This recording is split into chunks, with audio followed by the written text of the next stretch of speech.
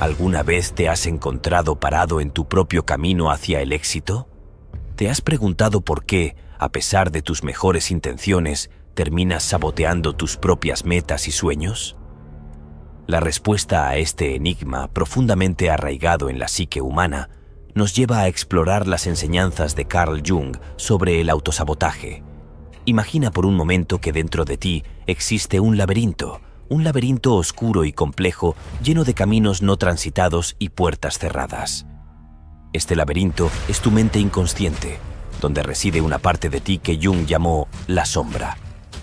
Es esa voz interior que susurra dudas cuando estás a punto de dar un gran paso.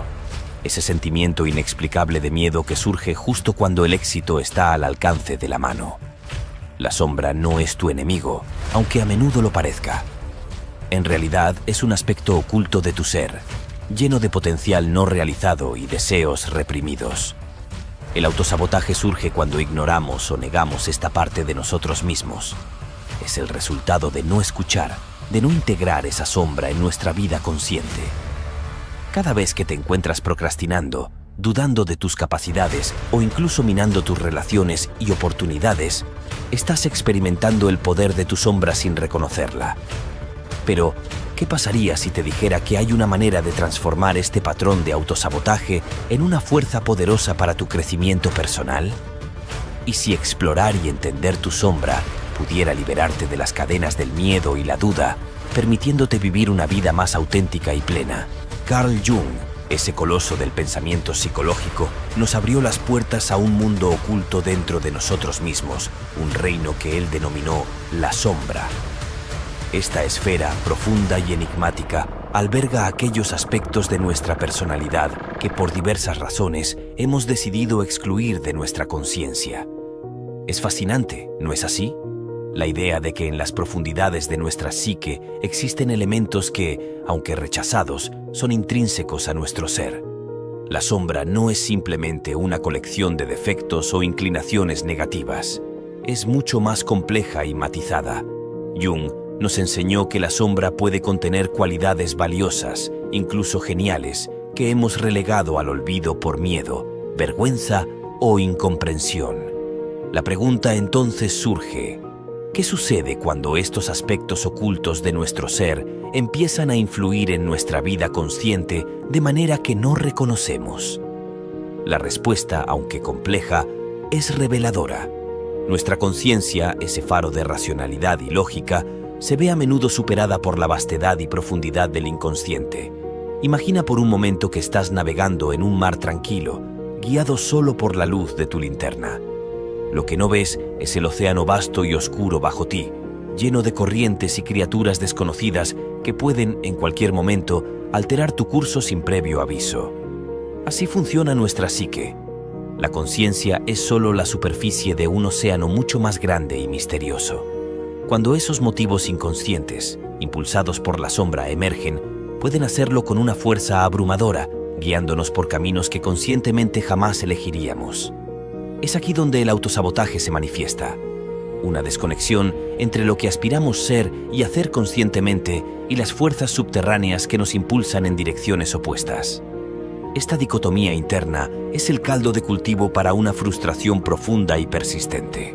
Consideremos el ejemplo de una persona que, a pesar de poseer un talento y una pasión evidentes por el arte, elige una carrera en finanzas por presión familiar o por la percepción de una mayor seguridad económica.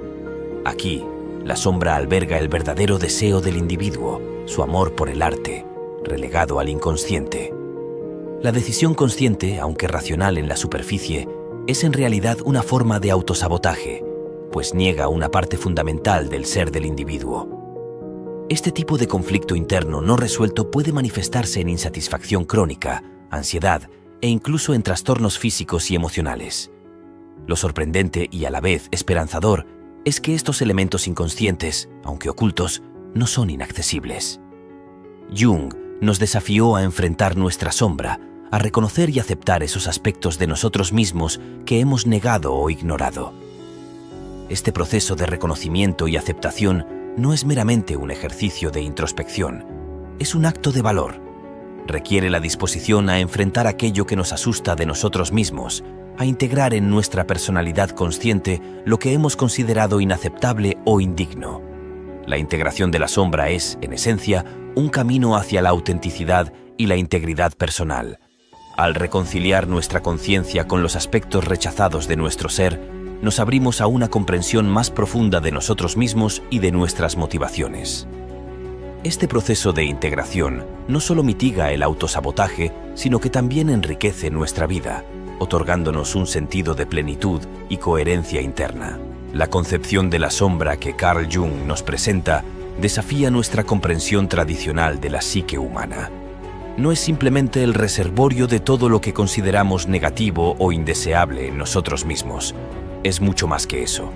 Es un vasto almacén de potencial no realizado, de talentos no reconocidos, de verdades no dichas y de heridas no sanadas. Este concepto nos invita a reconsiderar lo que entendemos por autosabotaje y cómo lo enfrentamos. La sombra, entonces, se convierte en una especie de recipiente psicológico, como bien lo describe Jung. No es un enemigo, aunque a menudo lo percibimos así. Es, en realidad, una parte esencial de nuestro ser, que contiene tanto la semilla de nuestros mayores miedos como la de nuestro más grande potencial. Es un error común ver la sombra únicamente como una fuente de problemas o un conjunto de aspectos personales que deben ser eliminados o reprimidos para alcanzar la salud mental o la virtud. Esta visión simplista ignora la complejidad de la psique humana y la riqueza que la sombra puede aportar a nuestra vida si se le entiende y se le integra adecuadamente. Jung nos insta a reconocer y aceptar nuestra sombra, no como un acto de resignación ante nuestras fallas, sino como un paso crucial hacia la autocomprensión y el crecimiento personal.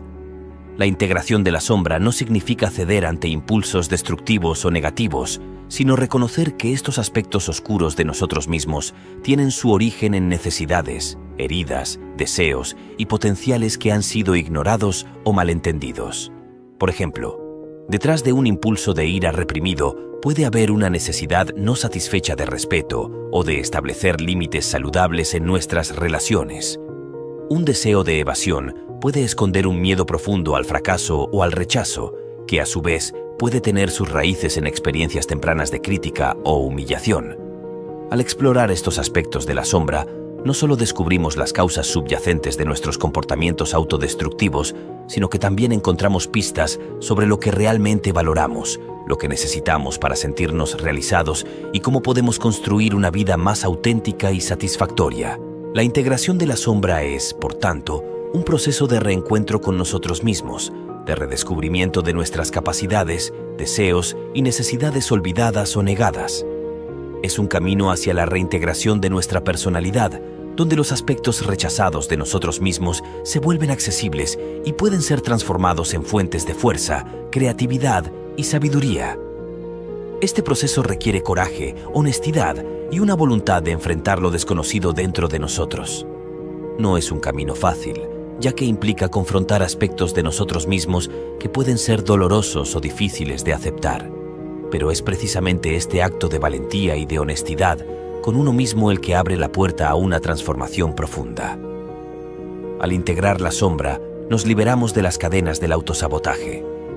Dejamos de ser prisioneros de nuestros miedos y conflictos internos y comenzamos a vivir de una manera más coherente y auténtica.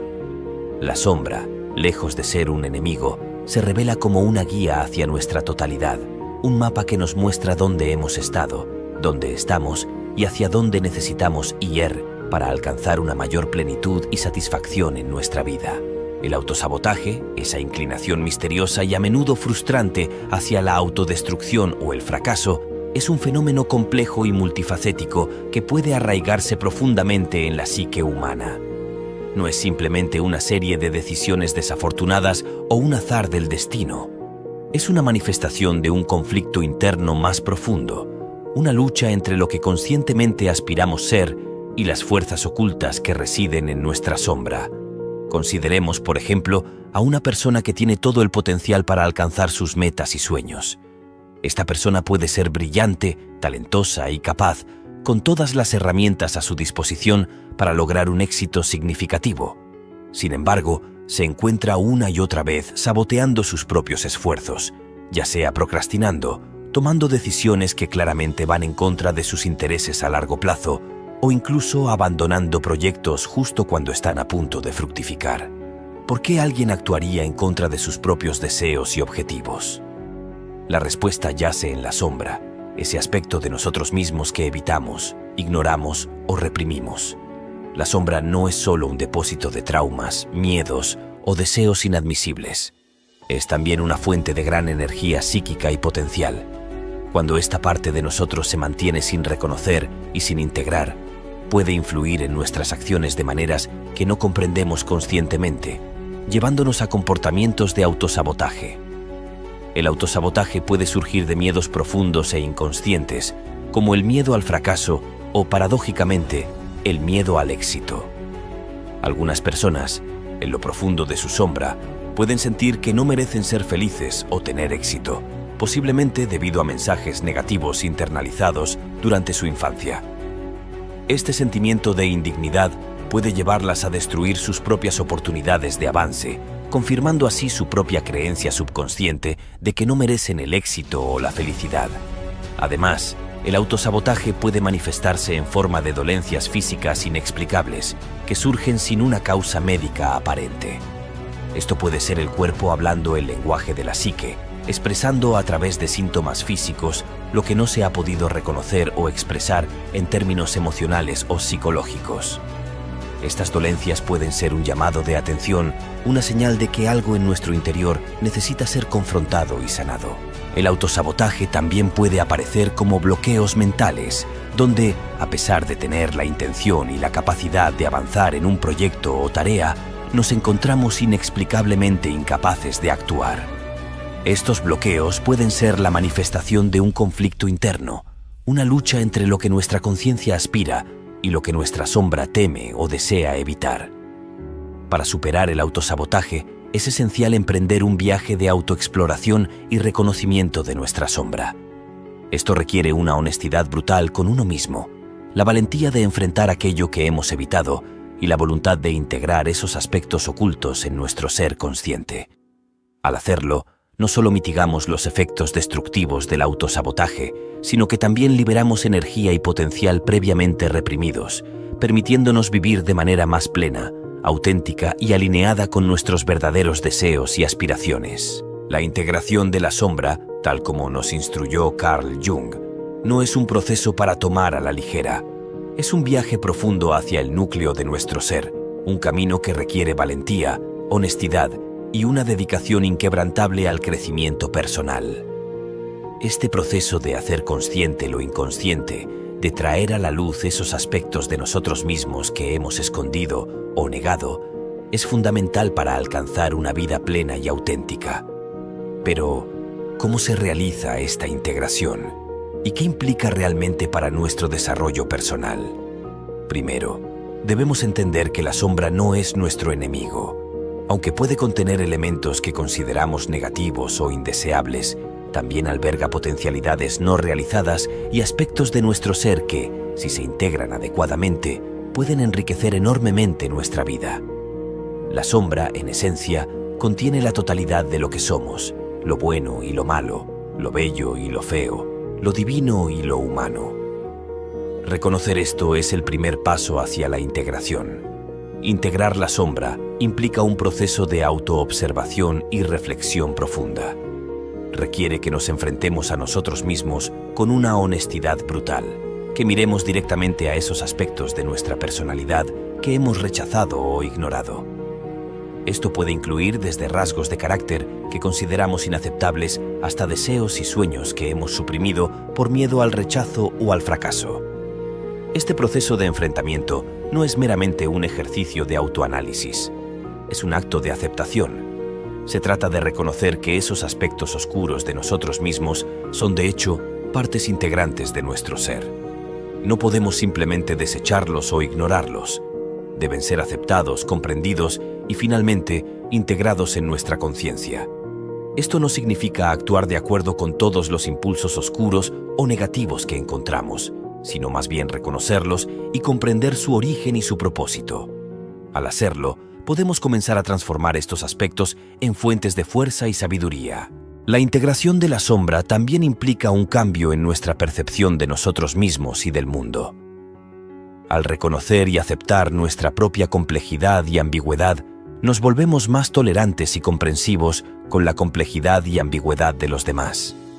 Esto puede llevar a relaciones más profundas y auténticas, tanto con nosotros mismos como con los demás, ya que ya no proyectamos nuestros aspectos rechazados en otras personas, sino que los reconocemos y los abordamos dentro de nosotros mismos. Además, la integración de la sombra libera una enorme cantidad de energía psíquica que antes se gastaba en mantener estos aspectos de nosotros mismos reprimidos. Esta energía puede ser canalizada hacia la creatividad, la pasión y la acción, permitiéndonos vivir de manera más vibrante y plena. Finalmente, al integrar nuestra sombra, nos acercamos a lo que Jung llamó el proceso de individuación, el desarrollo de un yo integrado y completo. Este es el objetivo último del viaje psicológico, donde no solo superamos el autosabotaje, sino que también nos convertimos en la versión más auténtica y realizada de nosotros mismos. Superar el autosabotaje es una empresa que va más allá de simples ajustes de comportamiento o técnicas de manejo del tiempo. Se trata de un proceso profundo y transformador de autoindagación y evolución personal. Este viaje al núcleo de nuestro ser exige que escuchemos con atención y compasión esos aspectos de la sombra que hemos marginado o ignorado, buscando comprender sus necesidades, miedos y motivaciones. Para emprender este camino, es fundamental adoptar una postura de curiosidad abierta hacia uno mismo, una disposición a explorar las profundidades de nuestra psique sin juicio ni censura. Este acto de escucha interna requiere valentía, pues a menudo nos encontraremos cara a cara con aspectos de nuestro ser que pueden ser incómodos o dolorosos de reconocer. Sin embargo, es precisamente en este reconocimiento donde radica el potencial de crecimiento y transformación. Al escuchar a nuestra sombra, comenzamos a entender las raíces de nuestros comportamientos autodestructivos. Muchas veces, estos patrones de autosabotaje son intentos torpes de satisfacer necesidades no reconocidas o de protegernos de heridas antiguas. Por ejemplo, la procrastinación puede ser una forma de evitar el miedo al fracaso, o la autocrítica severa puede ser un intento de controlar un entorno que percibimos como amenazante o impredecible. Entender estas dinámicas nos permite abordar nuestras necesidades y miedos de manera más directa y saludable. En lugar de permitir que la sombra dicte nuestro comportamiento de maneras que socavan nuestros objetivos conscientes, podemos comenzar a dialogar con ella, reconociendo sus preocupaciones y buscando maneras de satisfacer nuestras necesidades subyacentes de formas que sean coherentes con nuestros valores y aspiraciones. Este proceso de reconciliación interna es esencial para alinear nuestras metas conscientes con los deseos ocultos de nuestra sombra. No se trata de suprimir o erradicar la sombra, sino de integrarla, de tejer sus perspectivas y energías en el tejido de nuestra personalidad consciente. Al hacerlo, no solo mitigamos los patrones de autosabotaje, sino que también desbloqueamos nuevas fuentes de creatividad, pasión y vigor. La integración de la sombra y la superación del autosabotaje también abren el camino hacia una vida más auténtica y plena. Al vivir en mayor armonía con todas las partes de nosotros mismos, nos liberamos de la necesidad de presentar una fachada o de vivir según las expectativas de otros. En su lugar, podemos movernos en el mundo con una sensación de integridad y propósito, guiados por un sentido de quiénes somos en nuestra totalidad. Además, este proceso de autoconocimiento y crecimiento personal tiene un impacto profundo en nuestra capacidad para relacionarnos con los demás. Al reconocer y trabajar con nuestra propia sombra, desarrollamos una mayor capacidad para la empatía y la comprensión, reconociendo que todos luchamos con nuestros propios miedos, deseos y contradicciones. En este viaje hacia el entendimiento y la superación del autosabotaje, inspirado en las profundas enseñanzas de Carl Jung, hemos explorado las sombrías profundidades de nuestra psique y nos hemos enfrentado a la enigmática presencia de nuestra propia sombra. Este camino, aunque arduo y a menudo plagado de desafíos, nos ofrece una oportunidad sin precedentes para el crecimiento y la transformación personal. La integración de la sombra, lejos de ser una tarea sombría o temible, emerge como un acto de valentía incomparable, una puerta hacia la autenticidad y la plenitud de vida que todos anhelamos. Al reconocer y aceptar esos aspectos ocultos de nosotros mismos, no solo mitigamos el impulso destructivo del autosabotaje, sino que también nos abrimos a un espectro más amplio de posibilidades, creatividad y verdadera expresión personal.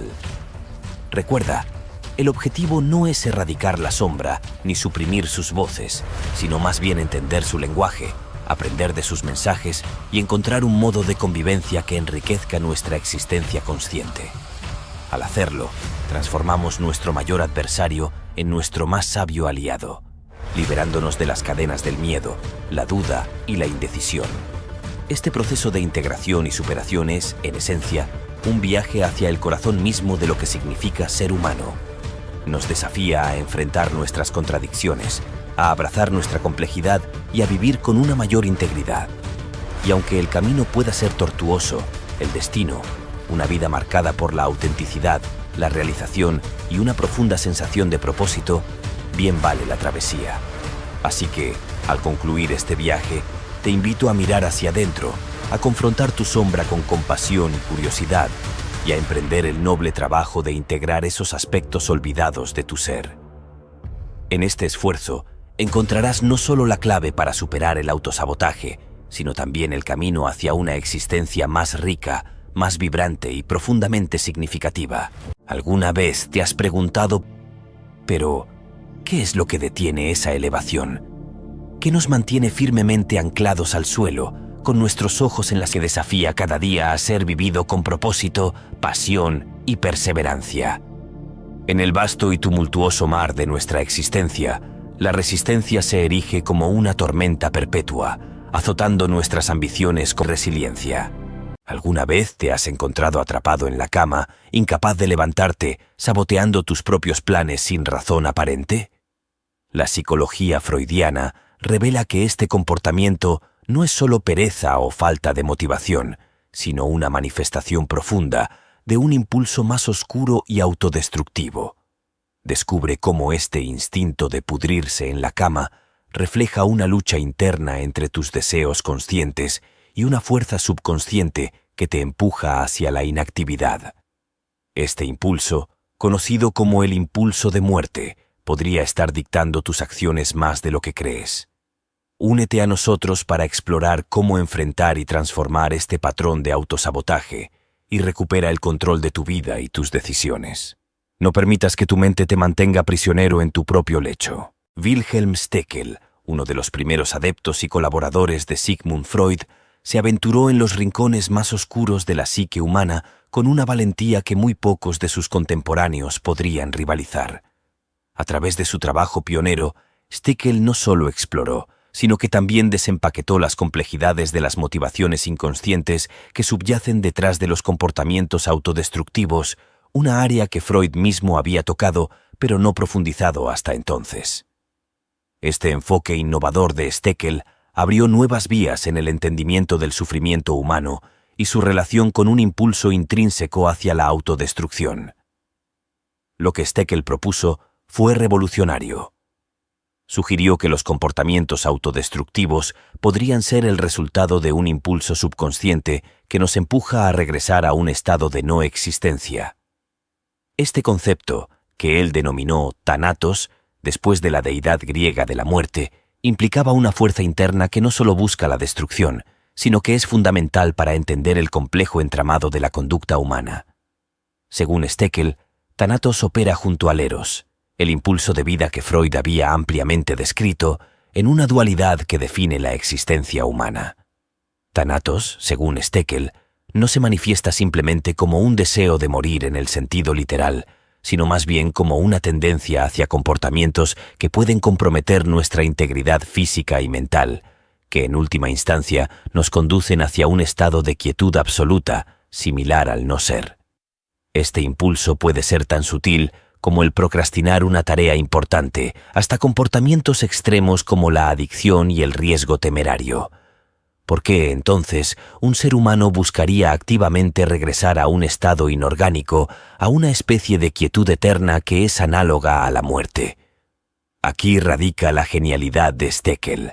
Propuso que este impulso no es un error de nuestra psicología, sino una parte esencial de ella.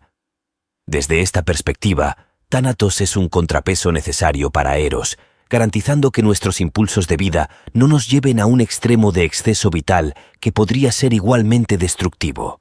Este enfoque de Stekel también plantea preguntas profundas sobre la naturaleza del sufrimiento y la redención. En el marco de su teoría, el sufrimiento no se ve simplemente como algo que debe ser eliminado, sino como un posible camino hacia un entendimiento más profundo de nosotros mismos y hacia la recuperación. La idea de que podemos volver a nacer a través de la destrucción es una que resuena con narrativas de transformación personal a lo largo de diversas culturas y épocas. En resumen, Wilhelm Stekel expandió la teoría psicoanalítica al introducir el concepto de Thanatos, ofreciendo una visión que no solo complementa, sino que desafía, profundiza y enriquece nuestra comprensión de la conducta humana. Su legado es un testimonio del poder de la psicología para revelar las tensiones más profundas dentro de la naturaleza humana, proponiendo que la verdadera comprensión de nosotros mismos requiere una reconciliación con todos nuestros impulsos, tanto los que buscan la vida como los que inclinan hacia la muerte. Alfred Adler, cuyo pensamiento inicialmente floreció bajo la tutela de Freud, pronto se aventuró más allá del nido freudiano para desarrollar su propia interpretación de la psicología humana. Este audaz desvío lo llevó a confrontar y eventualmente contradecir muchas de las teorías establecidas por su mentor, especialmente en cuanto a la naturaleza y la función de los impulsos humanos. Adler no solo reexaminó la libido o impulso sexual propuesto por Freud, sino que introdujo una nueva dimensión al discurso psicoanalítico: la búsqueda del poder como una fuerza primordial que moldea mucho de nuestro comportamiento. La propuesta de Adler giraba en torno a un concepto que él denominó voluntad de poder, similar en ciertos aspectos a las ideas posteriormente popularizadas por Nietzsche. Según Adler, todos los seres humanos comienzan la vida con sentimientos de inferioridad derivados de nuestra pequeñez y dependencia durante la infancia. Este sentimiento de inferioridad nos impulsa a compensar y a superar nuestras limitaciones iniciales, lo que nos lleva a un esfuerzo constante por lograr un sentimiento de superioridad. Para Adler, la lucha por el poder y la superioridad es una dinámica fundamental en la vida de cada persona. No se trata simplemente de dominar a otros, sino de superar nuestros propios sentimientos de insuficiencia y debilidad. Este impulso puede manifestarse en formas saludables, como la búsqueda de mejoras personales y logros significativos. Sin embargo, también puede tomar un cariz más oscuro, cuando los individuos recurren a la dominación o manipulación de otros para afirmar su propia superioridad. El enfoque de Adler sobre los impulsos agresivos proporcionó una nueva lente a través de la cual Freud y otros contemporáneos comenzaron a ver el comportamiento humano. La interacción entre el impulso de vida, Eros, y el impulso de muerte, Thanatos, en la teoría freudiana, encontró un nuevo campo de juego en las ideas de Adler sobre la lucha por la superioridad. Este enfoque introdujo la idea de que la autodestrucción y el comportamiento agresivo podrían ser intentos distorsionados de lidiar con profundos sentimientos de inferioridad y no solo manifestaciones de un deseo inconsciente de regresar a un estado inorgánico. El análisis de Adler sobre cómo los individuos manejan sus sentimientos de inferioridad revela mucho sobre la naturaleza del impulso de muerte. En ciertos casos, el miedo a la propia insignificancia puede llevar a comportamientos que, aunque superficialmente parecen autoafirmativos, en realidad pueden ser autodestructivos. La agresión, el riesgo excesivo y otras formas de comportamiento destructivo pueden ser interpretados como intentos fallidos de afirmar control sobre la propia vida o sobre los demás, un esfuerzo por escapar de la sombra de la inferioridad que nos persigue. Adler enfatizó la importancia de la comunidad y la cooperación en la superación de estos impulsos destructivos. Propuso que una verdadera sensación de valor personal y poder solo se puede lograr a través de la cooperación y contribución social, lo que él llamó interés social. Este aspecto de su teoría sugiere que la integración social y el compromiso con el bienestar de los demás pueden ser antídotos efectivos contra la destructividad inherente al impulso de muerte. El enfoque de Adler, con su énfasis en la superación de la inferioridad y la búsqueda de significado a través de la contribución social, ofrece una perspectiva valiosa sobre cómo los impulsos hacia la destrucción pueden ser redirigidos hacia la creación y el fortalecimiento de la comunidad. Mientras Freud nos ofreció una visión del hombre en conflicto con sus impulsos más básicos, Adler nos mostró un camino hacia la redención a través de la superación y el interés social, un mensaje que resuena profundamente en un mundo que todavía lucha con las sombras de la agresión y la autodestrucción. Sabina Spielrein, una figura pionera en el campo de la psicoanálisis, nos ofrece una visión profundamente matizada del papel de la destrucción en la psique humana. A diferencia de muchos de sus contemporáneos, Spielrein no veía la destrucción meramente como un final, sino como un paso esencial en el ciclo continuo de renovación y crecimiento psicológico. Su teoría de la destrucción creativa es un testimonio de su visión innovadora y su capacidad para profundizar en los aspectos más complejos y a menudo contradictorios del comportamiento humano. Spielrein argumentaba que la destrucción no solo es inevitable, sino esencial para cualquier proceso de transformación psicológica. Desde su perspectiva, para que ocurra cualquier nueva creación, primero debe haber una especie de muerte o fin. Una vieja forma de ser debe desintegrarse para que pueda surgir algo nuevo. Esto es evidente no solo en los procesos naturales, como el cambio de las estaciones o el ciclo de vida de las criaturas vivientes, sino también en los procesos psicológicos humanos. Por ejemplo, para que un individuo pueda superar viejos patrones de comportamiento y adoptar nuevos enfoques, debe primero deshacerse de esas viejas prácticas y perspectivas que ya no le sirven. Lo revolucionario del enfoque de Spielrein fue su insistencia en que este impulso destructivo no es meramente negativo. Contrario a la noción freudiana más simplista del impulso de muerte como una tendencia hacia la autodestrucción o la regresión a un estado inorgánico, Spielrein veía la destrucción como parte integrante del proceso creativo, esencial para el desarrollo y la evolución personal. Su enfoque abre nuevas rutas para entender cómo las personas enfrentan cambios radicales y cómo pueden emergir renovadas de experiencias de crisis o trauma.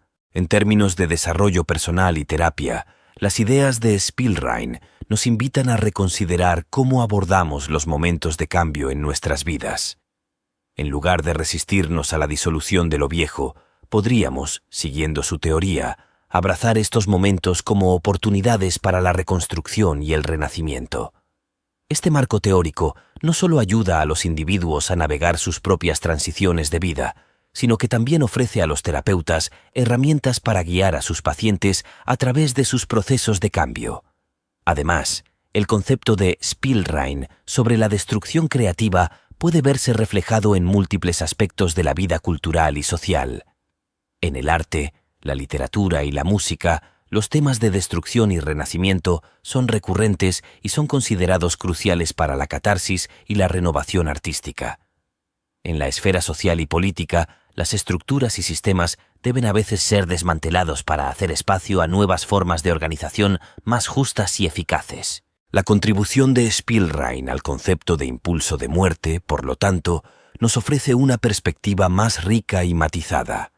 Nos desafía a aceptar que la destrucción, cuando se canaliza adecuadamente, no es un final en sí misma, sino un paso necesario hacia la creación de algo nuevo y potencialmente mejor.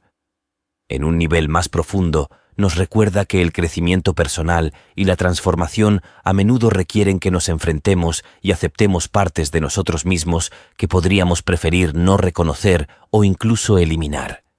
En última instancia, el legado de Sabina Spielrein en la teoría psicoanalítica nos enseña que la verdadera comprensión y aceptación de nosotros mismos y de nuestra capacidad para el cambio implica abrazar la complejidad de la vida, donde la destrucción y la creación son simplemente dos caras de la misma moneda.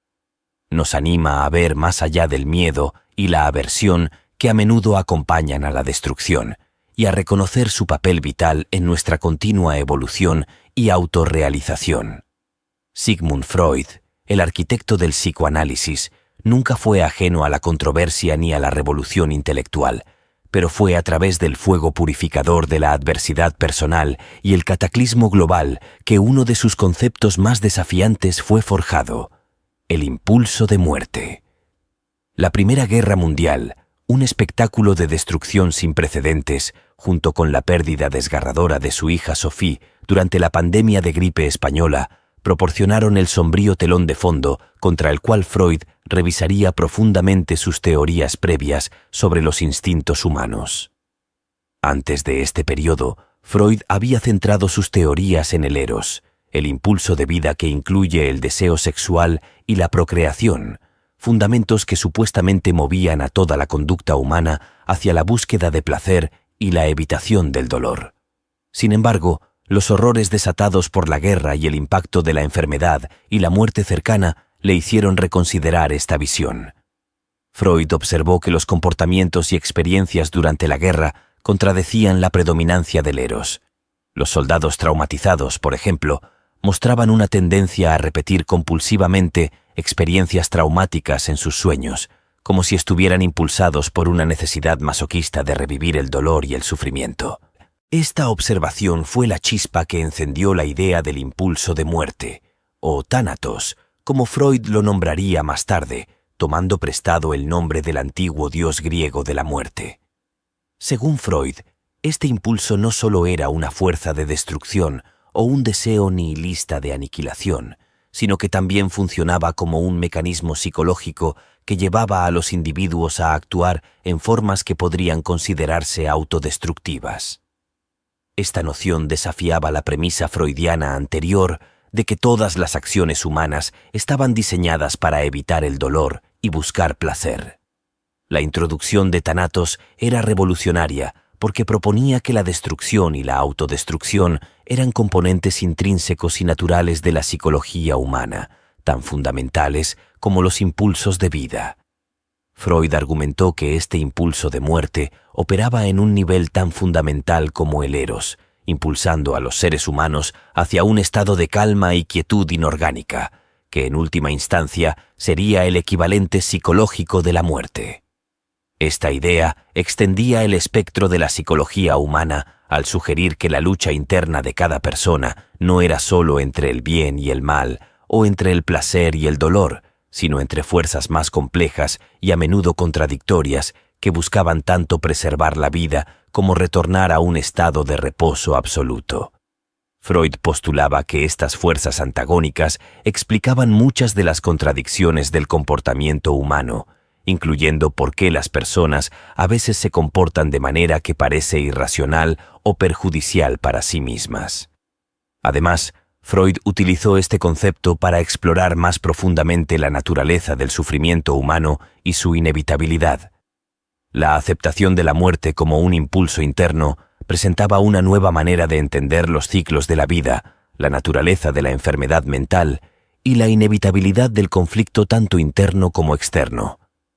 Al proponer el impulso de muerte, Freud no solo expandió el campo del análisis psicológico, sino que también desafió a sus seguidores y críticos a reconsiderar las bases sobre las que se entendía la motivación humana. Su valiente incursión en estos temas oscuros y a menudo misteriosos sigue resonando en la teoría psicológica moderna, invitando a cada nueva generación de pensadores a explorar las profundidades de la mente humana. Cuando Sigmund Freud presentó su teoría del impulso de muerte, provocó una tormenta en el mundo del psicoanálisis y más allá. Esta teoría, que se adentraba en los aspectos más oscuros y menos comprendidos de la psique humana, no fue recibida con los brazos abiertos. De hecho, suscitó un escepticismo considerable y una crítica feroz, marcando un punto de inflexión en la recepción de las ideas de Freud.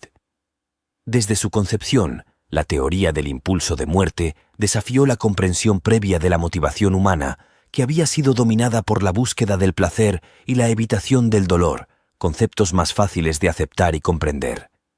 Freud, con su propuesta de que existe un impulso fundamental hacia la autodestrucción y el retorno a un estado inorgánico, introdujo una complejidad que muchos encontraron difícil de reconciliar con las observaciones empíricas de la conducta humana. Los críticos argumentaron que la teoría del impulso de muerte carecía de una base empírica sólida. Se preguntaban cómo, si es que era posible, medir o verificar empíricamente la existencia de un impulso hacia la autodestrucción que se oponía tan directamente a los instintos de supervivencia reconocidos universalmente. Además, algunos vieron esta teoría como un abandono de la rigurosidad científica en favor de la especulación filosófica, lo que provocó un distanciamiento aún mayor entre Freud y los círculos psicológicos más ortodoxos y empíricamente orientados. No obstante, la teoría del impulso de muerte encontró apoyo entre teóricos psicoanalíticos que estaban dispuestos a explorar las profundidades de la mente humana más allá de los límites de lo empíricamente verificable. Melanie Klein, por ejemplo, adoptó y adaptó la idea del impulso de muerte para desarrollar su teoría sobre la ansiedad y la psique infantil.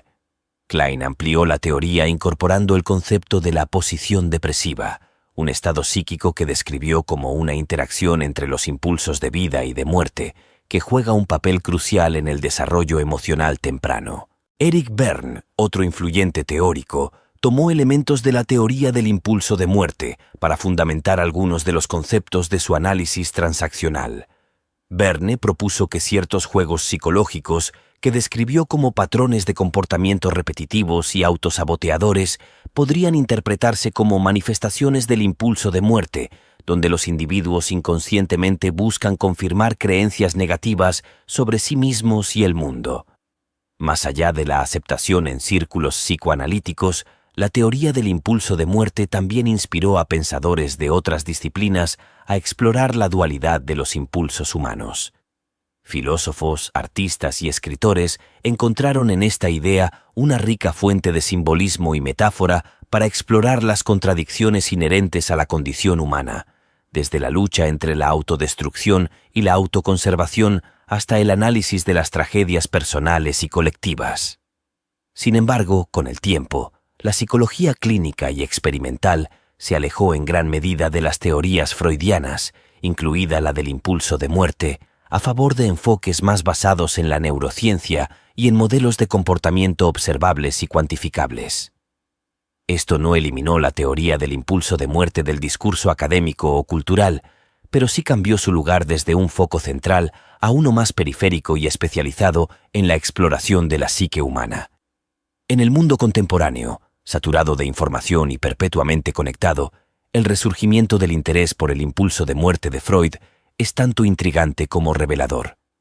La juventud actual, a menudo sumergida en una cultura que simultáneamente celebra y lamenta su propia decadencia y fatalismo, parece encontrar un eco inquietante en este concepto. Esta fascinación puede verse reflejada en la popularidad de ciertas tendencias culturales que exploran temáticas de nihilismo, el fin del mundo y la autoaniquilación, no solo como entretenimiento, sino como una forma de arte que refleja una profunda crisis existencial. Es esencial preguntarse por qué, en una era definida por avances tecnológicos sin precedentes y oportunidades aparentemente ilimitadas, una porción significativa de la población joven se siente atraída hacia una estética y una filosofía que puede ser descrita como fatalista.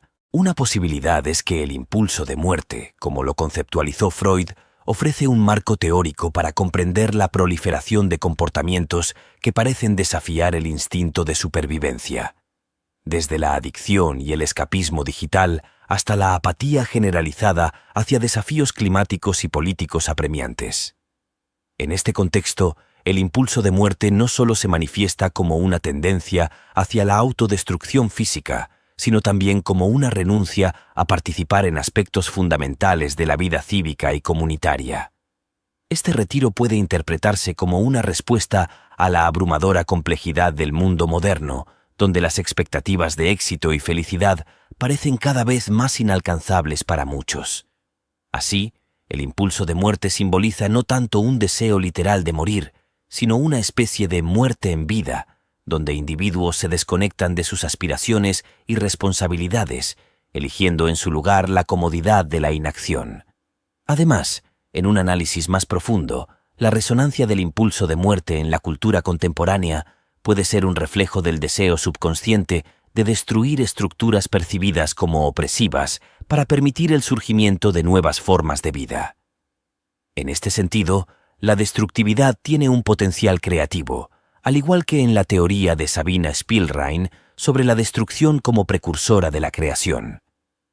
Las manifestaciones culturales de este impulso podrían ser vistas como una crítica implícita a las normas sociales existentes y una exploración de alternativas. El simbolismo del impulso de muerte también se extiende a la manera en que interpretamos las crisis personales y colectivas. En la vida personal, períodos de depresión o desesperanza pueden ser vistos como momentos en los cuales el impulso de muerte se manifiesta, desafiando al individuo a confrontar y reintegrar aspectos de su ser que han sido ignorados o reprimidos. A nivel colectivo, las crisis sociales y ecológicas podrían ser interpretadas como la manifestación de un impulso destructivo que exige una reconsideración radical de cómo vivimos y organizamos nuestras sociedades. Por lo tanto, el impulso de muerte no solo ofrece un lente a través del cual ver los desafíos de la vida moderna, sino que también proporciona un marco para entender la transformación y el cambio. Reconocer y confrontar este impulso no implica ceder a él, sino más bien entender su origen y su función, lo que puede llevar a un reenganchamiento más consciente y saludable con la vida. En conclusión, mientras que la teoría del impulso de muerte de Freud fue en su tiempo un concepto controvertido y complejo, su relevancia en el mundo moderno no ha disminuido. Al contrario, parece proporcionar herramientas valiosas para decodificar comportamientos y fenómenos que, de otro modo, podrían parecer inexplicables o irracionalmente autodestructivos.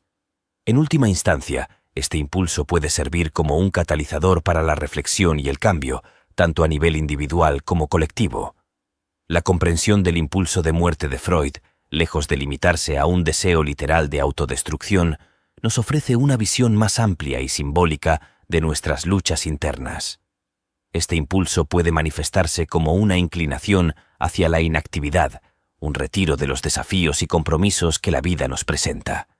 Sin embargo, es precisamente esta interpretación del impulso de muerte la que abre una ventana hacia la autoría de nuestras propias vidas, permitiéndonos una introspección que es esencial para vivir de manera auténtica y alineada con nuestros valores más profundos.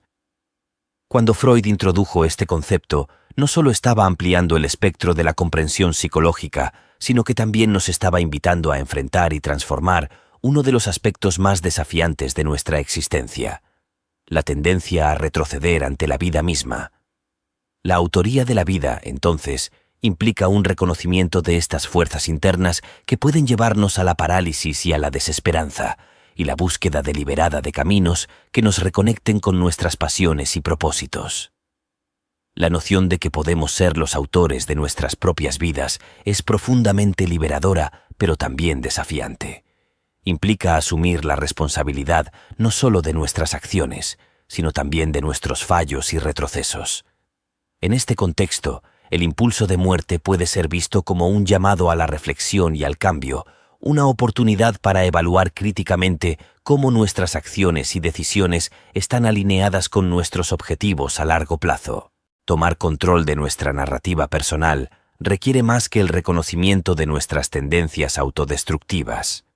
Demanda una acción constante y consciente hacia el crecimiento y la integración de todas nuestras facetas. Este proceso, aunque a menudo es incómodo y doloroso, es crucial para el desarrollo de una vida plena y significativa. Significa enfrentar los aspectos de nosotros mismos que preferiríamos negar o ignorar y trabajar para transformar esos impulsos en algo que contribuya positivamente a nuestra historia personal y colectiva. Además, la autoría de la vida no es un estado estático, sino un proceso dinámico que se despliega a lo largo del tiempo. Cada decisión que tomamos, cada respuesta que damos a los desafíos que enfrentamos, escribe un nuevo capítulo en nuestra historia personal. En este sentido, el impulso de muerte puede ser reinterpretado como un recordatorio de nuestra agencia, un llamado a actuar de manera que nuestros días reflejen nuestros valores más profundos y no simplemente nuestras respuestas automáticas a las circunstancias. El enfrentamiento con el impulso de muerte, por lo tanto, es fundamental para cualquier intento de vivir auténticamente. Nos desafía a preguntarnos continuamente si estamos viviendo la vida que deseamos o si estamos simplemente sobreviviendo o dejándonos llevar por la corriente sin dirección ni propósito. Este es un trabajo arduo y requiere una honestidad brutal con uno mismo, así como la disposición a cambiar y adaptarse.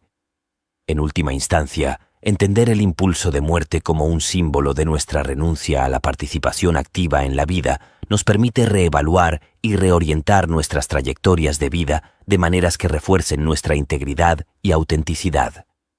Esto no solo enriquece nuestras propias vidas, sino que también impacta positivamente en aquellos que nos rodean y en las generaciones futuras. Al asumir la responsabilidad de nuestra propia vida, estamos poniendo un ejemplo de cómo enfrentar los desafíos inherentes a la existencia humana con coraje y resolución. ¿Alguna vez te has sentido paralizado por tus miedos, incapaz de avanzar o tomar decisiones importantes? No estás solo. El miedo puede ser una barrera devastadora, limitando nuestro potencial y privándonos de la verdadera libertad. Pero, ¿y si pudieras convertir ese miedo en tu mayor aliado? Hoy exploraremos 4 métodos revolucionarios inspirados en la audaz filosofía de Friedrich Nietzsche para transformar tus miedos en escalones hacia el éxito y la autorrealización. Prepárate para desafiar lo establecido, superarte a ti mismo y redescubrir tu poder personal con el existencialismo de Nietzsche como guía. ¿Estás listo para liberarte de las cadenas del miedo y abrazar una vida sin límites? Para Friedrich Nietzsche, el miedo no es simplemente una reacción instintiva ante una amenaza. Es mucho más profundo. El miedo, según Nietzsche, es una fuerza fundamental que moldea nuestra moralidad y, en última instancia, nuestras vidas. Imagina por un momento cómo el miedo a ser castigado o a enfrentar consecuencias nos lleva a conformarnos con ciertas normas morales, muchas veces sin cuestionarlas. Este miedo puede venir de la sociedad, de la religión o de nuestras propias inseguridades. Nietzsche introduce 2 conceptos cruciales en su filosofía: la moralidad de los esclavos y la moralidad de los señores. La moralidad de los esclavos es adoptada por aquellos que se sienten oprimidos, débiles y vulnerables. Estos individuos valoran la humildad, la sumisión y la obediencia. Es una moralidad que surge del miedo, una respuesta a la sensación de impotencia y a la necesidad de evitar el castigo. Por otro lado, tenemos la moralidad de los señores, que es la moralidad de los fuertes y poderosos. Esta moralidad valora la fuerza, la asertividad y la capacidad de imponer la propia voluntad. ¿Te das cuenta de lo revolucionario que es esto? Nietzsche no está diciendo que una moralidad sea inherentemente buena o mala. En cambio, nos desafía a ver cómo nuestras propias perspectivas sobre el miedo pueden limitarnos o empoderarnos. Cuando vivimos bajo la moralidad de los esclavos, permitimos que el miedo dicte nuestras acciones. Nos volvemos conformistas, evitando cualquier cosa que pueda llevarnos al conflicto o al castigo. Nos convertimos en prisioneros de nuestras propias percepciones, limitando nuestro potencial y nuestras posibilidades. Pero Nietzsche nos ofrece una alternativa: cambiar nuestra perspectiva sobre el miedo. ¿Qué significa esto? Significa reconocer que el miedo no necesariamente proviene de los eventos mismos, sino de nuestra interpretación de esos eventos. Es nuestra percepción la que puede hacernos sentir débiles o fuertes. Así que, ¿por qué no desafiar nuestras propias percepciones? ¿Por qué no cuestionar si nuestros miedos son realmente válidos? Imagina a alguien que tiene un miedo paralizante a hablar en público. Cada vez que se enfrenta a la posibilidad de hablar ante una audiencia, siente una intensa ansiedad y un deseo abrumador de evitar la situación a toda costa. Desde su perspectiva, hablar en público es una fuente de inmenso miedo y potencial vergüenza. Pero aquí es donde entra Nietzsche. Él nos animaría a cuestionar esa percepción. ¿Qué es lo que realmente tememos al hablar en público? ¿Es el miedo una evaluación racional de la situación? ¿O está influenciado por nuestras inseguridades personales o las expectativas sociales? A través de la introspección y la autorreflexión, esa persona puede descubrir que su miedo proviene de preocupaciones sobre ser juzgada, cometer errores o no cumplir con las expectativas. Nietzsche nos insta a desafiar estas interpretaciones y a reformular nuestra comprensión de hablar en público. ¿Y si, en lugar de ver esto como una fuente de miedo, lo viéramos como una oportunidad para expresarnos, compartir ideas valiosas y conectarnos con los demás? Al cambiar nuestra perspectiva sobre el miedo, podemos adoptar una postura más dominante y valiente. En lugar de correr de nuestros miedos, podemos enfrentarlos y utilizarlos como una motivación para crecer y mejorar. Podríamos comenzar con pequeños pasos, como hablar frente a amigos cercanos o unirse a un grupo de oratoria, construyendo gradualmente nuestra confianza y ampliando nuestra zona de confort. Al final, Nietzsche creía que al desafiar nuestras percepciones del miedo y abrazar su potencial transformador, podemos liberarnos de las limitaciones de la moralidad de los esclavos. En lugar de ser pasivos y conformistas, podemos ser valientes y asertivos, utilizando el miedo como un catalizador para el crecimiento personal y la autosuperación. Esta es la esencia de cambiar nuestra perspectiva sobre el miedo según la filosofía de Nietzsche. Es una invitación a vivir una vida más auténtica, poderosa y libre de las cadenas de la conformidad y la sumisión. Central en la filosofía de Friedrich Nietzsche es el concepto de la voluntad de poder. ¿Qué significa esto exactamente? Se trata de un impulso interno hacia la autoafirmación y la influencia. Es una fuerza vital que nos impulsa a superar desafíos, a imponernos y a expresarnos de formas nuevas y dinámicas. No es simplemente un deseo de poder sobre otros, sino una búsqueda profunda de autoexpresión y superación personal. Nietzsche veía la vida como una serie de obstáculos a superar. Para él, cada dificultad, cada adversidad, era una oportunidad para crecer. ¿Has escuchado la frase, "Lo que no te mata, te hace más fuerte"? Es una de sus citas más famosas y encapsula su visión de la resiliencia y el crecimiento personal a través de la adversidad. Es una llamada a la acción, una invitación a ver los desafíos no como amenazas, sino como oportunidades para fortalecernos y desarrollarnos. Ahora, imagina enfrentar tu miedo a la vulnerabilidad. Tal vez te cuesta abrirte a los demás, temes ser juzgado o rechazado. Nietzsche nos diría que este miedo es una barrera que debemos desmantelar si queremos crecer. Al abrirnos gradualmente, compartiendo nuestros pensamientos y emociones en un entorno seguro, comenzamos a romper esas barreras. Este proceso nos permite adoptar un enfoque más directo y honesto en nuestras relaciones, fomentando una conexión más profunda y auténtica. Supérate a ti mismo, dice Nietzsche. Pero, ¿cómo hacemos esto en la práctica? Comencemos con algo fundamental, el autoconocimiento. Pregúntate, ¿qué te detiene realmente? ¿Es el miedo al fracaso, a la crítica, a la pérdida? Al identificar y enfrentar estos miedos, damos el primer paso hacia la autoafirmación. Supérate a ti mismo, dice Nietzsche. Pero, ¿cómo hacemos esto en la práctica? Comencemos con algo fundamental, el autoconocimiento. Pregúntate, ¿qué te detiene realmente? ¿Es el miedo al fracaso, a la crítica, a la pérdida?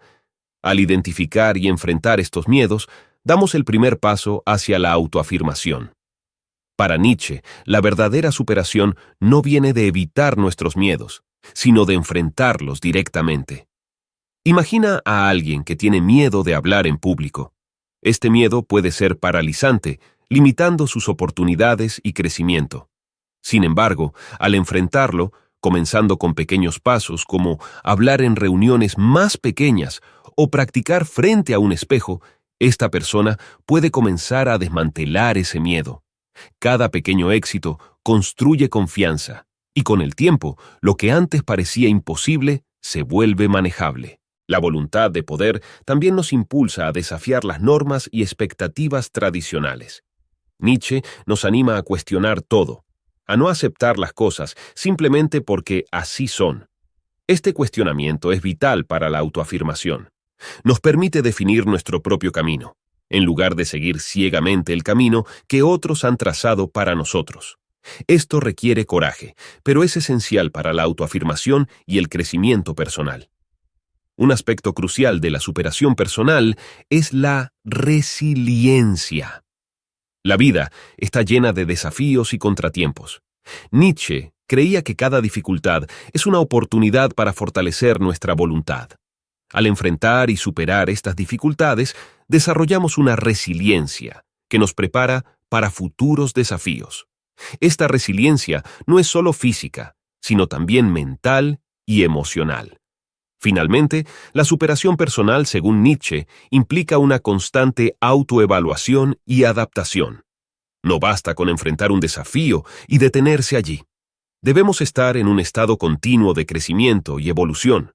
Esto significa estar abiertos a nuevas experiencias, aprender de nuestros errores y siempre buscar mejorar. Es un proceso dinámico y continuo que nos lleva a una mayor autoafirmación y realización personal. Así que, ¿estás listo para abrazar la filosofía de Nietzsche y superar tus propios miedos y limitaciones? Recuerda, la voluntad de poder es una fuerza interna que todos tenemos. Es nuestra decisión si la dejamos florecer o la dejamos dormida. Nietzsche nos invita a despertar esta fuerza, a enfrentar nuestros miedos y a superar nuestros límites. No es un camino fácil, pero es un camino hacia una vida más auténtica y plena. ¿Estás listo para aceptar el desafío? Nietzsche observó que mientras la locura es rara en individuos, en grupos es la norma. Esto no es una simple observación casual, es una crítica contundente a la mentalidad de rebaño, donde las creencias y acciones colectivas suprimen la individualidad y a menudo conducen a comportamientos irracionales. ¿Qué significa esto para nosotros? Significa que, en muchos casos, nuestras acciones no son realmente nuestras. Nos dejamos llevar por lo que otros piensan, dicen y hacen. Y en el proceso, perdemos nuestra identidad y nuestro sentido crítico. Este es un llamado a la acción para cada uno de nosotros. Nietzsche nos desafía a pensar independientemente, a resistir la presión de conformarnos y a seguir nuestros propios valores y ambiciones. Esto no es fácil, y muchas veces significa enfrentarnos a la crítica, al rechazo e incluso a la soledad. Pero es crucial si queremos vivir vidas auténticas y significativas. La conformidad puede ofrecer una falsa sensación de seguridad, pero a costa de nuestra libertad y creatividad. Consideremos un ejemplo poderoso de alguien que desafió la mentalidad de rebaño: Rosa Parks. En 1955, en un autobús de Montgomery, Alabama, Rosa Parks se negó a ceder su asiento a un pasajero blanco. Este simple acto de desafío no solo violó una ley injusta, sino que también desafió una norma social profundamente arraigada en la mentalidad de rebaño que perpetuaba la segregación racial. Rosa Parks podría haber optado por conformarse, por seguir las reglas establecidas y evitar problemas. Pero, en cambio, eligió actuar de acuerdo con sus propios valores de justicia y igualdad. El acto de Rosa Parks es un ejemplo claro de lo que Nietzsche nos insta a hacer: vivir según nuestros propios valores y no los de la multitud. Este tipo de coraje es lo que puede llevar al cambio verdadero y significativo, tanto en nuestras vidas como en la sociedad en general. Pero este cambio no ocurre sin resistencia. La mentalidad de rebaño es poderosa precisamente porque ofrece la comodidad de la aceptación social. Sin embargo, esa comodidad es una trampa, un medio para mantenernos en un estado de complacencia y mediocridad. Entonces, ¿cómo podemos nosotros desafiar la mentalidad de rebaño en nuestras propias vidas? Primero, debemos reconocer cuándo estamos cediendo a la presión de grupo. Esto requiere una autoevaluación honesta y constante. Pregúntate: ¿estoy haciendo esto porque realmente lo creo o porque es lo que se espera de mí? ¿Estoy tomando decisiones basadas en mis propios valores o simplemente siguiendo la corriente? Segundo, debemos estar dispuestos a enfrentar la crítica y el rechazo. Ser un individuo en un mundo que valora la conformidad puede ser solitario y difícil, pero es necesario para vivir una vida auténtica. No podemos permitir que el miedo a la desaprobación nos detenga. Recuerda, las grandes innovaciones y los cambios sociales significativos casi siempre comienzan con alguien que está dispuesto a desafiar el status quo. Tercero, Debemos buscar comunidades de personas que valoren la individualidad y el pensamiento crítico. Rodearse de personas que nos apoyen en nuestro camino hacia la autenticidad puede hacer una gran diferencia. Estas comunidades no solo proporcionan apoyo emocional, sino que también nos desafían a seguir creciendo y a no conformarnos. Finalmente, debemos cultivar la valentía moral. Esto significa estar dispuestos a defender lo que es correcto, incluso cuando es impopular. Significa estar preparados para hacer sacrificios por nuestros principios. La historia está llena de ejemplos de individuos que, al desafiar la mentalidad de rebaño, han provocado cambios significativos. Rosa Parks, Mahatma Gandhi, Nelson Mandela, todos ellos demostraron un coraje moral que nos sirve de inspiración. Al desafiar la mentalidad de rebaño, no solo nos liberamos de las limitaciones de la conformidad, sino que también inspiramos a otros a hacer lo mismo. Cada acto de coraje individual puede tener un efecto dominó, motivando a más personas a cuestionar, a pensar críticamente y a actuar de acuerdo con sus propios valores. Este es el camino hacia una vida más auténtica y significativa, y también hacia una sociedad más justa y equitativa. Amor fati, o amor al destino, es quizás uno de los conceptos más liberadores de Friedrich Nietzsche. Este principio nos invita a abrazar todos los aspectos de la vida, tanto los buenos como los malos, con entusiasmo y sin reservas. No es solo aceptar lo que nos sucede, sino amarlo, verlo como una parte esencial y valiosa de nuestra existencia. La vida está llena de desafíos y contratiempos. Pero, ¿qué pasaría si en lugar de ver estos momentos como obstáculos, los viéramos como oportunidades para crecer? Imagina a un músico que, a pesar de enfrentar rechazos constantes y fracasos en su carrera, sigue dedicado a su arte. Para este músico, cada obstáculo no es una barrera insuperable, sino un paso necesario en su camino creativo.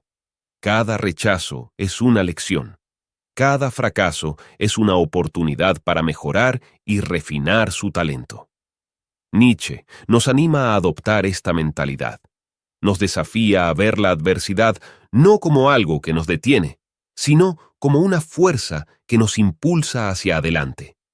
Al aceptar y amar nuestro destino, transformamos nuestra perspectiva sobre la vida. Cada experiencia, buena o mala, se convierte en una parte esencial de nuestro viaje personal. Esta aceptación nos libera del resentimiento y nos permite vivir de manera más plena y auténtica. Tomemos un momento para reflexionar sobre lo que significa verdaderamente aceptar nuestro destino. Significa dejar de luchar contra la realidad de nuestra vida. Significa dejar de desear que las cosas sean diferentes y, en cambio, encontrar valor en lo que es. Este no es un acto de resignación, sino de profundo empoderamiento. Al aceptar todo lo que nos sucede, nos posicionamos para aprovechar cada oportunidad que la vida nos presenta. Imagina, por ejemplo, a alguien que ha perdido su empleo. En lugar de sumirse en la desesperación, esta persona puede ver la pérdida como una oportunidad para reinventarse, para explorar nuevas pasiones y habilidades. Al aceptar su destino, abre la puerta a nuevas posibilidades que antes no eran visibles. Este es el poder transformador de amor fati. Aceptar nuestro destino también implica abrazar nuestras limitaciones y fallas. Todos cometemos errores, todos tenemos debilidades.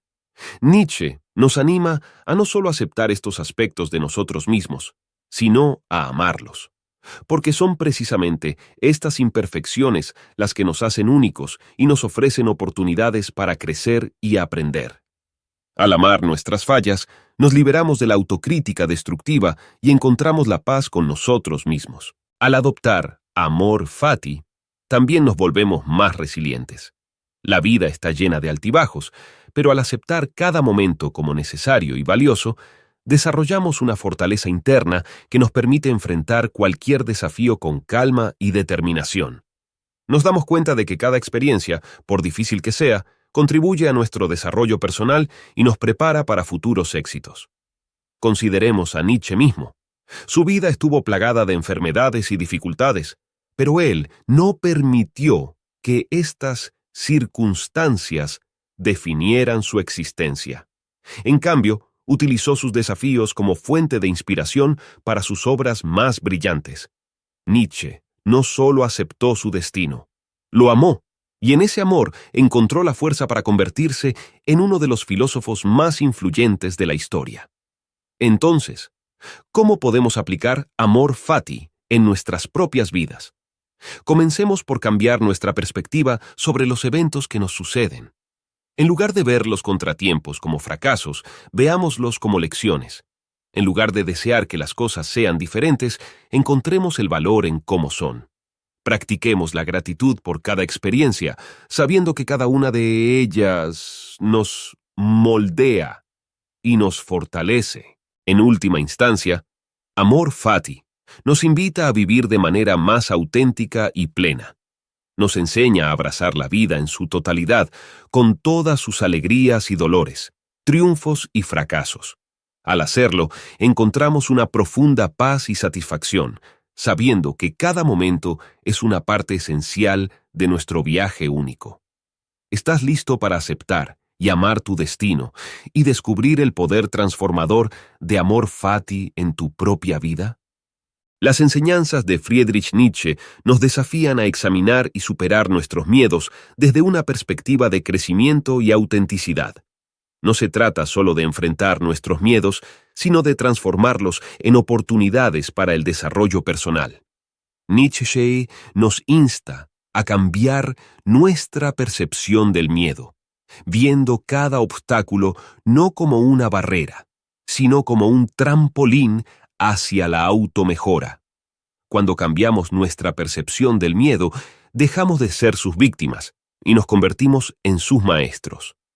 Nietzsche nos enseña que el miedo no es algo que debemos evitar, sino algo que debemos enfrentar y conquistar. Al hacerlo, no solo superamos nuestras limitaciones, sino que también descubrimos nuevas capacidades dentro de nosotros mismos. Este proceso de autosuperación es fundamental para vivir una vida auténtica y significativa. Desafiarnos a nosotros mismos es el siguiente paso. La voluntad de poder de Nietzsche nos impulsa a buscar la autoafirmación y a desarrollar nuestro potencial al máximo. Esto significa tomar riesgos, enfrentar desafíos y no tener miedo de fracasar. Cada obstáculo superado es una victoria que nos fortalece y nos prepara para desafíos aún mayores. Así es como crecemos, no solo en habilidades, sino también en carácter y fortaleza emocional. También debemos desafiar la mentalidad de rebaño. En un mundo donde es fácil conformarse y seguir la corriente, Nietzsche nos recuerda la importancia de pensar por nosotros mismos. No debemos aceptar las normas y expectativas de la sociedad sin cuestionarlas. En lugar de ello, debemos buscar nuestras propias verdades y vivir de acuerdo con nuestros propios valores. Este es un acto de valentía que nos libera de las limitaciones impuestas por la conformidad social y nos permite vivir de manera más auténtica.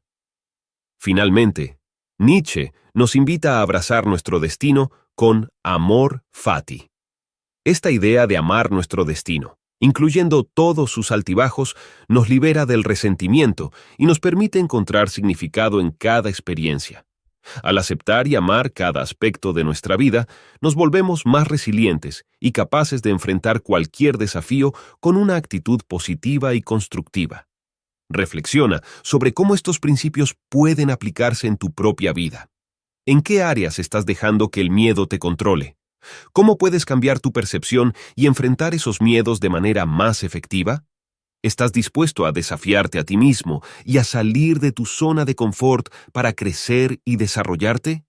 ¿Estás preparado para cuestionar las normas sociales y vivir de acuerdo con tus propios valores sin importar las críticas o el rechazo que puedas enfrentar? Y lo más importante, ¿puedes aceptar y amar tu destino, viendo cada experiencia, buena o mala, como una parte esencial de tu viaje personal? Este es el camino hacia una existencia más valiente y auténtica, una vida en la que no solo sobrevives, sino que prosperas. Te Te invito a reflexionar profundamente sobre estas ideas y a aplicarlas en tu vida diaria. Descubre cómo la filosofía de Nietzsche puede ser una guía poderosa hacia una vida más plena y significativa. La automejora, la autenticidad y la resiliencia son las claves para enfrentar los desafíos con coraje y determinación. ¿Te sientes atrapado por la timidez? ¿Te paraliza el miedo al juicio de los demás y sientes que tu potencial se queda estancado? No estás solo. La timidez puede ser una prisión invisible que nos impide vivir plenamente y alcanzar nuestras metas. Pero, ¿y si te dijera que existe una manera de liberarte de esas cadenas? El coraje es más que mera valentía. Es la fuerza que nos permite enfrentar los desafíos sin titubear. Nos enseña que, aunque todos tengamos debilidades, actuar con decisión puede ocultar esas imperfecciones y cambiar el curso de nuestras vidas. La gente tiene un sexto sentido para detectar debilidades. Si muestras vacilación, incluso sin mala intención, puedes despertar el león interior de los demás. Piénselo, cada uno de nosotros enfrenta diariamente una serie de pequeños y grandes desafíos que nos demandan tomar decisiones constantes. No es exagerado decir que la esencia de nuestra existencia se moldea en estos momentos de decisión. ¿Y qué es lo que nos impulsa a tomar una decisión en lugar de otra? ¿Qué nos lleva a actuar con determinación y no quedar paralizados por el miedo o la indecisión? La respuesta es el coraje. Ahora, no me malinterpreten. El coraje no es la ausencia de miedo. No, el coraje es hacer frente al miedo. Es la decisión de avanzar a pesar del miedo, reconociendo que lo que se gana al actuar supera el riesgo de permanecer inactivo. El coraje es una elección de cómo respondemos ante los desafíos, una elección que transforma no solo nuestras propias vidas, sino también las de aquellos que nos rodean. Veamos cómo funciona esto en la práctica. Imagine que se encuentra en una situación donde tiene que presentar una idea ante un grupo de colegas o tal vez ante un posible inversor. Sentir nerviosismo es natural. Sin embargo, es en este momento crítico donde el coraje debe tomar el mando. Al tomar la palabra con confianza, al exponer su idea con claridad y decisión, usted no solo supera su miedo, sino que también transforma la percepción que los demás tienen de usted.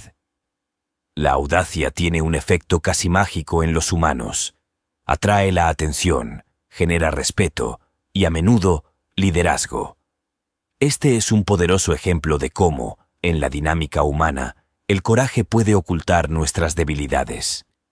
A veces, esas debilidades ni siquiera son percibidas por otros, porque la fuerza de nuestra audacia sobrepasa la frágil visibilidad de nuestras inseguridades. Y aquí radica un punto crucial. Nuestra naturaleza timorata no es más que un hábito, un viejo hábito que debemos desaprender. La vacilación y la duda son seductoras. Se presentan como el camino seguro, eludiendo riesgos. Pero en realidad, este camino seguro es una ilusión, una trampa que nos mantiene atados a una existencia mediocre, sin riesgos y sin recompensas. Maquiavel tenía razón al decir que los demás tienen un sexto sentido para las debilidades. Esto no se debe a una mera percepción superficial, sino a una evaluación instintiva de quién es capaz de liderar y quién puede ser liderado, de quién es presa y quién es cazador. Cuando mostramos vacilación, sin querer enviamos una señal a aquellos leones interiores que muchos ocultan, despertando su apetito por el dominio. Por lo tanto, el desafío para cada uno de nosotros es simple y a la vez profundo. ¿Vamos a permitir que nuestras debilidades nos definan? ¿O vamos a actuar con coraje y redefinir el rumbo de nuestra vida? La decisión es suya, pero recuerde, en cada momento de vacilación existe una oportunidad para la audacia y en cada acto de coraje un paso hacia la transformación personal y colectiva. En resumen, el coraje no es solo una herramienta para superar el miedo, es un catalizador para el cambio, un medio para moldear nuestra identidad y nuestro destino. La vacilación puede parecer inofensiva, pero a menudo crea barreras invisibles entre nosotros y nuestros objetivos. Cuando vacilamos, otros pueden percibirlo como una oportunidad para tomar ventaja. La ansiedad existencial surge de nuestra libertad de elegir. Enfrentar esa ansiedad con decisión es un acto de valentía pura. Al ser vistos como indecisos o fáciles de manipular, inadvertidamente invitamos a otros a cuestionar nuestra capacidad y a veces a dominarnos. Es crucial ser conscientes de cómo nuestras acciones y nuestra actitud influyen en la percepción de los demás. Pensemos por un momento en la naturaleza de la percepción humana. Somos criaturas profundamente sociales, constantemente evaluando a los demás, buscando señales de fuerza, confiabilidad y competencia. Cuando alguien vacila, cuando esa decisión tarda en llegar, se envía un mensaje claro, aunque no verbal, a todos los observadores. Aquí hay incertidumbre, aquí hay duda. Esta percepción no es trivial, tiene consecuencias reales y significativas. En el ámbito laboral, por ejemplo, una persona que vacila a la hora de tomar decisiones puede ser percibida como un líder débil o indeciso. En las relaciones personales, la vacilación puede ser interpretada como falta de compromiso o de claridad en los sentimientos y objetivos. La duda crónica es, en esencia, un repelente de oportunidades y relaciones fructíferas. La vida exige de nosotros decisiones constantes. Cada elección que hacemos, cada acción que tomamos, contribuye a la narrativa de quiénes somos ante los ojos de los demás. Si te muestras indeciso, si tus acciones están llenas de vacilación, no te sorprendas si los demás comienzan a dudar de tu capacidad para manejar responsabilidades mayores. Pero, ¿qué es realmente la vacilación? ¿Es simplemente el resultado de una falta de información o de confianza? No exclusivamente.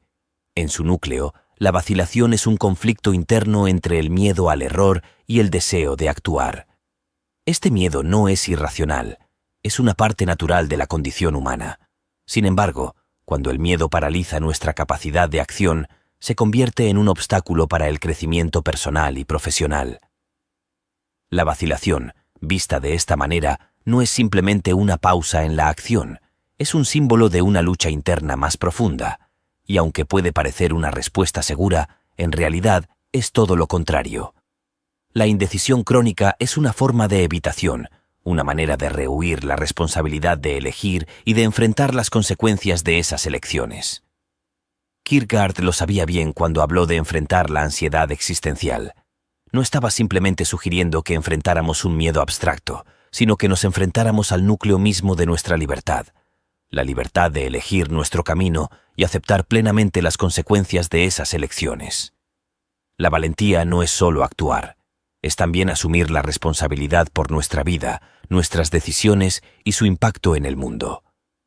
Si deseamos ser percibidos como personas fuertes, competentes y dignas de confianza, debemos cultivar la habilidad de decidir con firmeza y claridad. Esto no significa que todas nuestras decisiones deban ser rápidas, significa que nuestras elecciones deben ser consideradas y resueltas, emanando de un lugar de autoconocimiento y propósito. En conclusión, enfrentar la vacilación es más que un acto de valentía individual. Es un compromiso con la construcción de una identidad personal y social sólida. Es reconocer que en cada momento de duda hay una oportunidad para afirmar quiénes somos y qué valoramos. Y en cada acto de decisión consciente, no solo estamos configurando nuestra vida, sino también cómo el mundo nos ve y, por ende, cómo nos trata. Diferentes pensadores han examinado la naturaleza del coraje a través de los siglos. Schopenhauer lo veía como un impulso de voluntad, mientras que para Sartre, el coraje es enfrentar la libertad y la responsabilidad de nuestras acciones. A través de sus personajes, Dostoevsky explora la lucha interior y la valentía necesaria para enfrentar la verdad, incluso cuando es dolorosa o desafiante. Estos filósofos nos enseñan que el coraje no solo es actuar, sino también enfrentar las consecuencias de esos actos, elegir el camino más arduo cuando sería más fácil ceder. Reflexionemos sobre estas ideas profundas. Arthur Schopenhauer, con su concepción de la voluntad como una fuerza primordial, no solo describía la naturaleza intrínseca del deseo humano, sino que también resaltaba cómo la voluntad puede impulsarnos a superar obstáculos. Para él, el coraje es la manifestación de esa voluntad inquebrantable que nos impulsa a actuar, a pesar de las adversidades inherentes a la vida. Ahora, considere a Jean-Paul Sartre, quien situó el coraje en el corazón mismo de la existencia humana. Para Sartre, enfrentar nuestra libertad implica reconocer que cada elección que hacemos nos define. Él argumentaba que somos seres arrojados a la existencia, cargados con la tremenda responsabilidad de elegir no solo por nosotros mismos, sino que, en cierto modo, para toda la humanidad. El coraje, en este contexto, es la capacidad de asumir esa libertad, esa carga pesada, y actuar de manera que seamos fieles a nosotros mismos, a pesar de la incertidumbre y las consecuencias potencialmente aterradoras. Y luego está Fyodor Dostoevsky, cuyos personajes complejos y atormentados a menudo enfrentan crisis morales profundas. A través de figuras como Raskolnikov en Crimen y Castigo, Dostoevsky explora el dolor y la redención. Aquí, el coraje no es solo físico o moral, sino existencial. Es el coraje para enfrentar las propias acciones, para lidiar con las profundas repercusiones de nuestras decisiones más oscuras. La valentía, según Dostoevsky, surge en el reconocimiento y la aceptación de nuestras propias fallas y horrores y en el empeño por redimirnos a través de actos de bondad y sacrificio. Estas perspectivas filosóficas nos desafían a mirar más allá de la superficie de lo que comúnmente consideramos coraje. No es simplemente la audacia de un momento, sino una profunda disposición para enfrentar la vida y todas sus complejidades. El coraje es la voluntad de ir más allá de lo fácil y lo seguro para explorar y abrazar las dimensiones más profundas de nuestra existencia. Piense en esto. Cada decisión que tomamos nos modela. Al elegir el camino más difícil, al optar por no ceder cuando sería más fácil hacerlo, estamos no solo definiendo quiénes somos, sino que también estamos dando forma a nuestro carácter. Estamos, en cada elección, en cada acto de valentía, esculpiendo la estatua de nuestro ser ideal en el gran bloque de mármol que es la vida. Y aquí radica la verdadera esencia del coraje. No es una simple reacción ante el miedo, ni una respuesta a una amenaza inmediata. El coraje es una postura sostenida, una manera de ser que infunde nuestras acciones y decisiones con significado y propósito. Es una fuerza que nos permite enfrentar no solo las adversidades externas, sino también las luchas internas, transformando tanto nuestro mundo interior como el exterior. Por tanto, al considerar la vida y todas sus encrucijadas, al enfrentar las opciones que definen nuestro destino, debemos preguntarnos, ¿cuál es el acto de coraje que se requiere de mí en este momento? La respuesta a esta pregunta no solo configura el curso de nuestra vida, sino que también define el tipo de persona en la que nos convertiremos.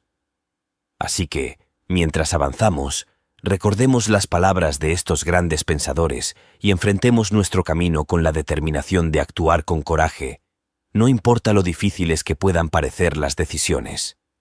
En cada momento de elección, tenemos la oportunidad de afirmar nuestra voluntad, de enfrentar nuestra libertad con coraje y de vivir auténticamente, de acuerdo a nuestros principios más profundos. La historia está llena de figuras como Iván el Terrible, que utilizó su audacia para asegurar su poder a una edad temprana. En la literatura, personajes de Dostoevsky enfrentan dilemas morales que requieren un coraje extraordinario.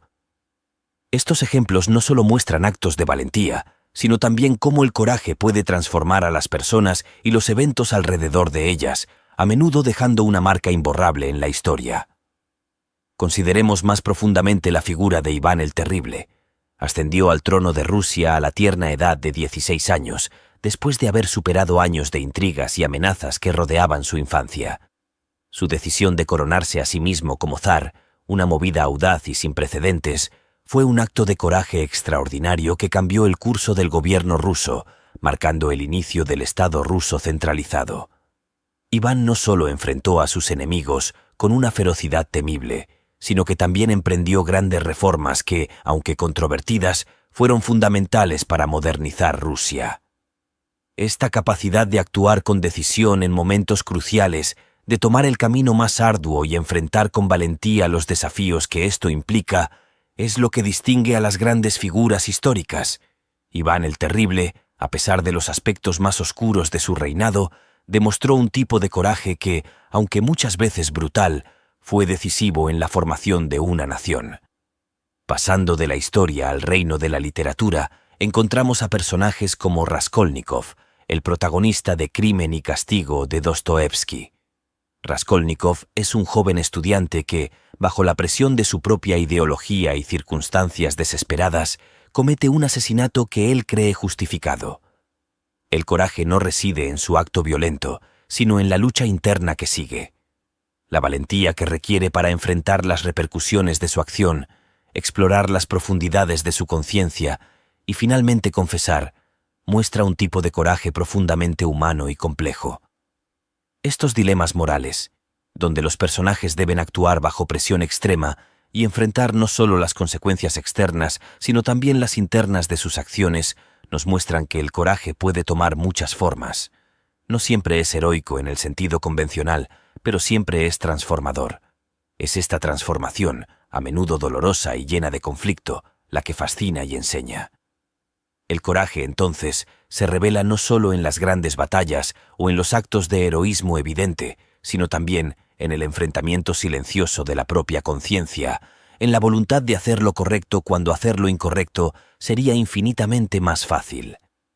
En la literatura, estos momentos proporcionan una ventana a la complejidad del alma humana, ofreciendo lecciones que trascienden las páginas y resuenan en la vida real.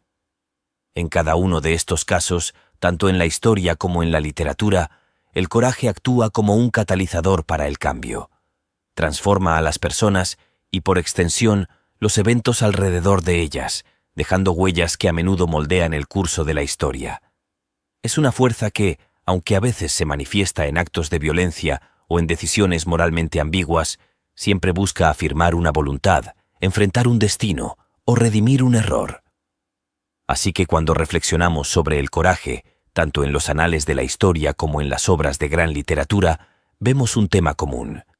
El coraje es disruptivo, es poderoso y es, en última instancia, definitorio.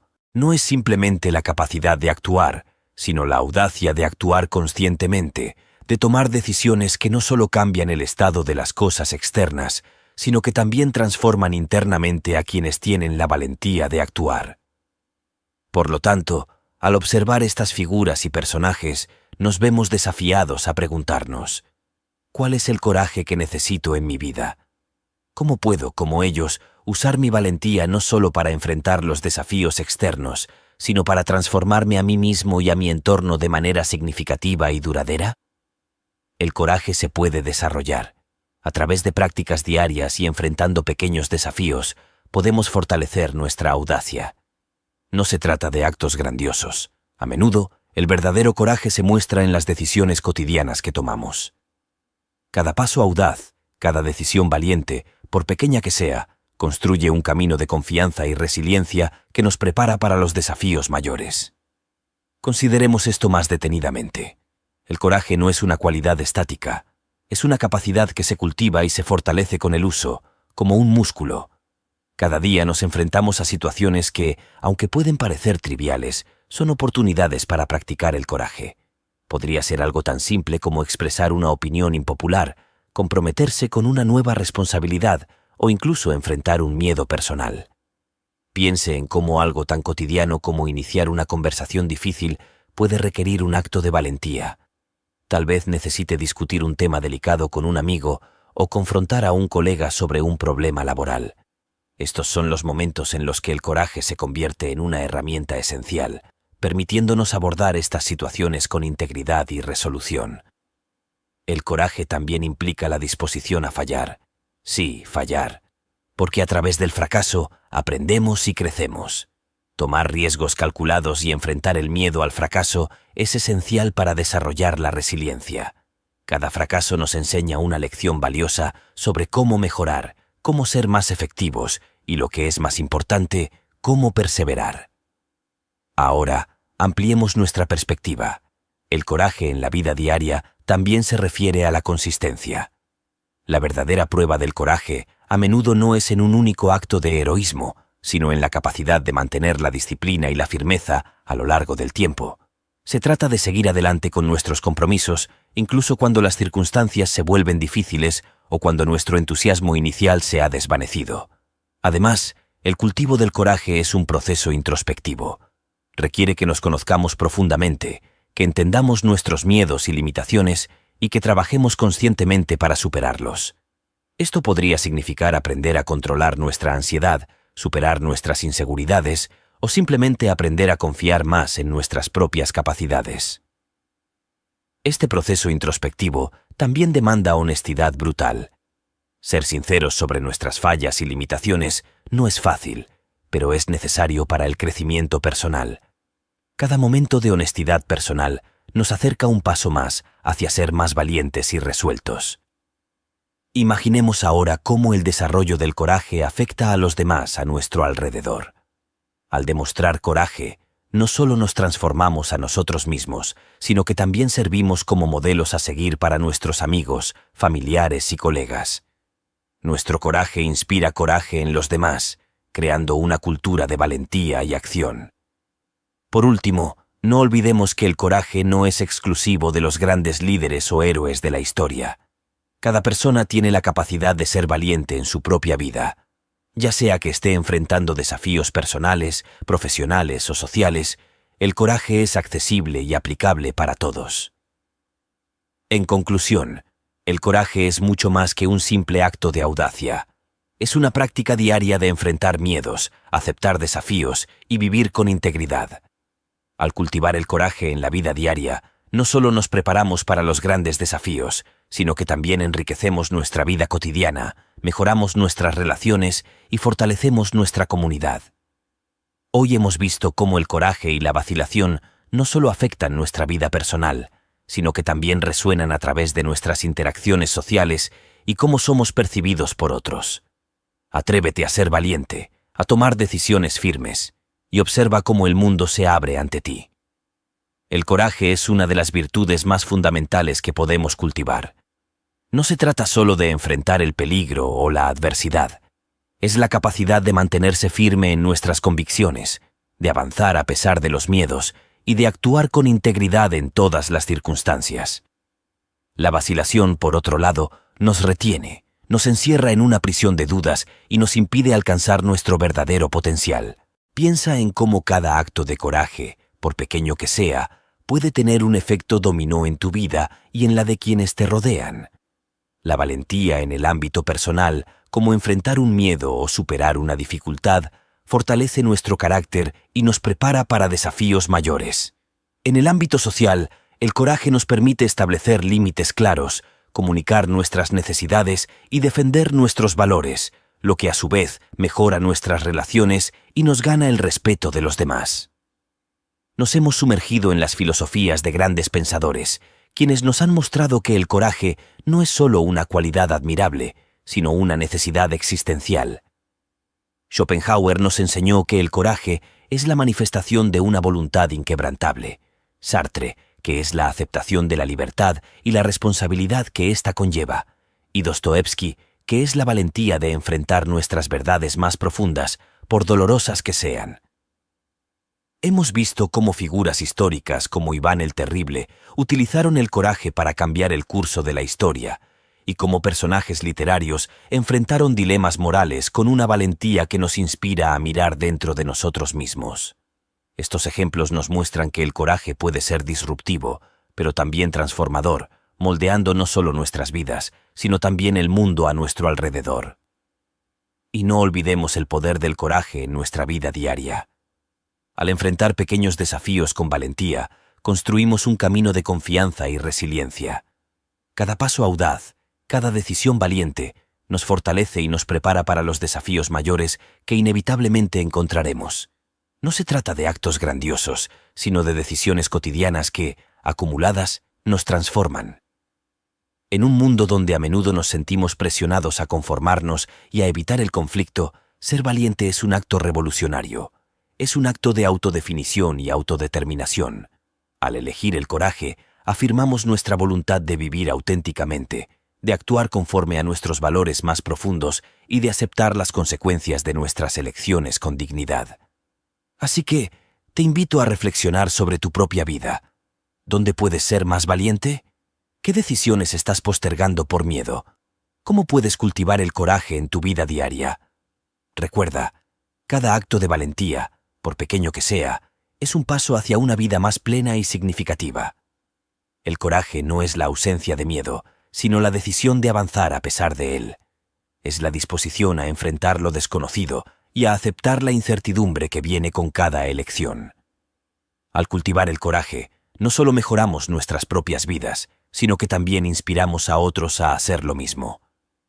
Creamos una cultura de valentía y acción, donde cada individuo es libre de perseguir sus metas y vivir de acuerdo con sus principios. Gracias por acompañarnos en este viaje de descubrimiento personal y empoderamiento. Espero que este análisis te haya inspirado a cultivar el coraje en tu vida diaria y a enfrentar los desafíos con una nueva perspectiva. Recuerda, el coraje es contagioso. Cuando tú te atreves a ser valiente, animas a los demás a hacer lo mismo. Hasta la próxima.